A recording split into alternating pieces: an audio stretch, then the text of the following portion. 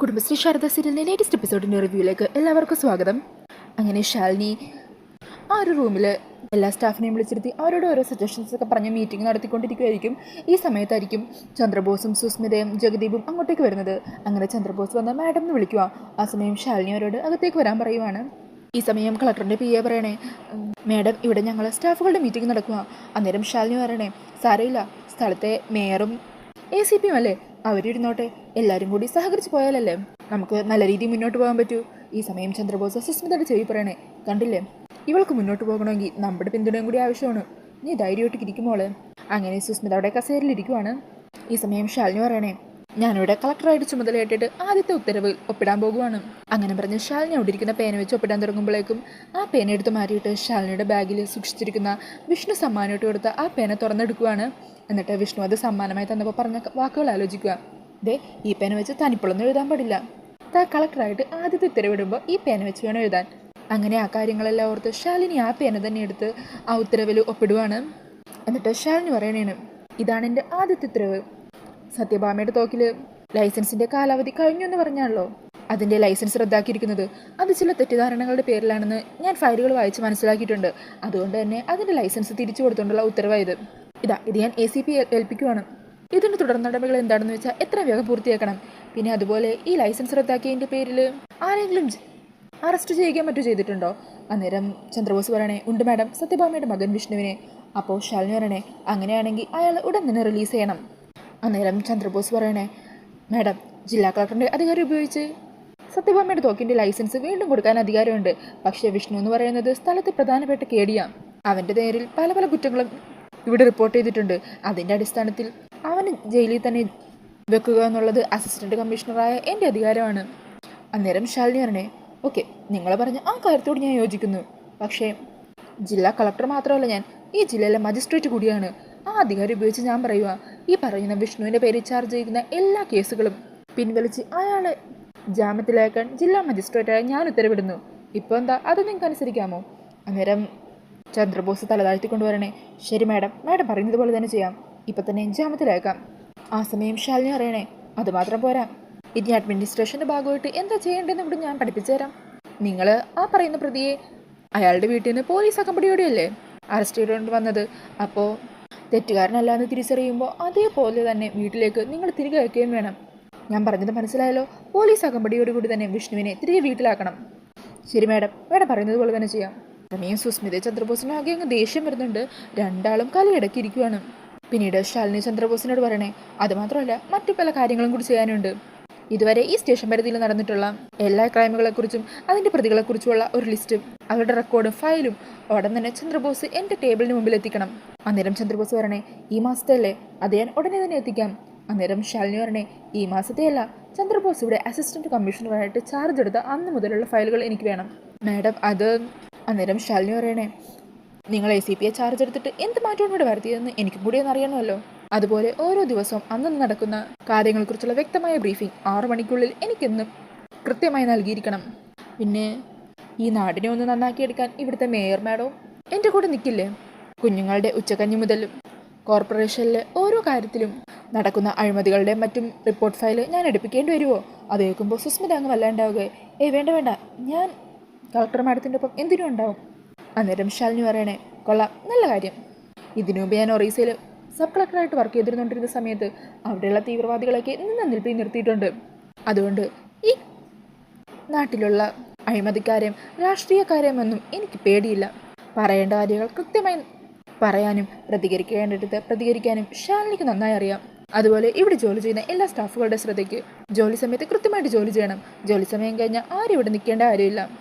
ജോലി പോലെ തന്നെ പ്രധാനമാണ് കുടുംബവും. കുടുംബത്തിൻ്റെ ഒപ്പം നമ്മൾ സമയം ചെലവഴിക്കണം.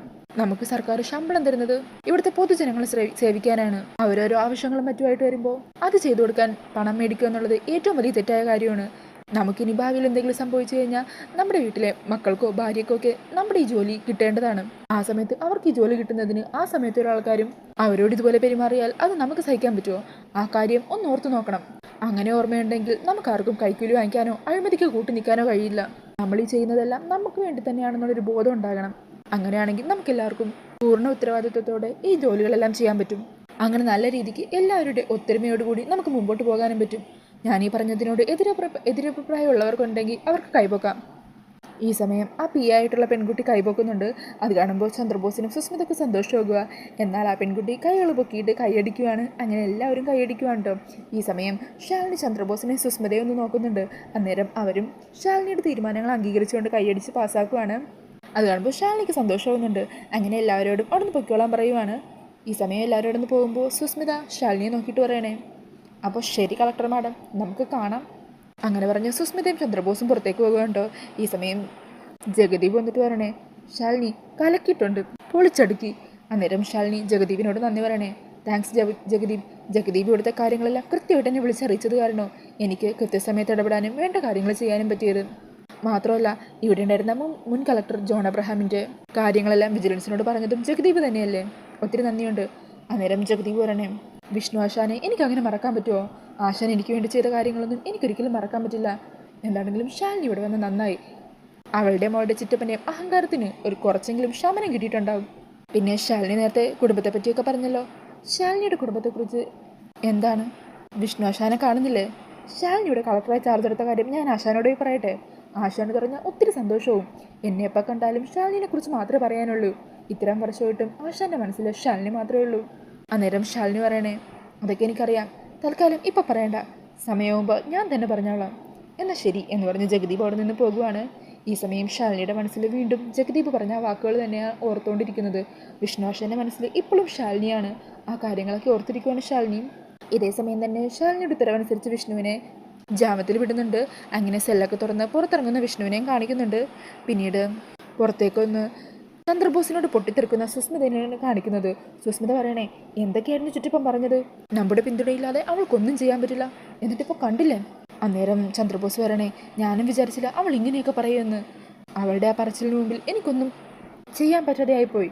നമ്മൾക്കാളും ഉയരത്തിലാണല്ലോ അവളുടെ സ്ഥാനം. അന്നേരം സുസ്മിത കലികളിക്ക് പറയണേ, ചിറ്റപ്പന് ഇത്ര നാൾ അറിയില്ല, ഈ 6 വർഷം ജയിലിൽ കിടന്ന് നരകിക്കുമായിരുന്നു ഞാൻ. അവള് ട്രെയിനിങ്ങിന് വേണ്ടി മസൂരിലേക്ക് പോയ അതിൻ്റെ അടുത്ത ദിവസം തന്നെ പരോൾ തീർന്ന് ഞാൻ ജയിലിലേക്ക് പോയി.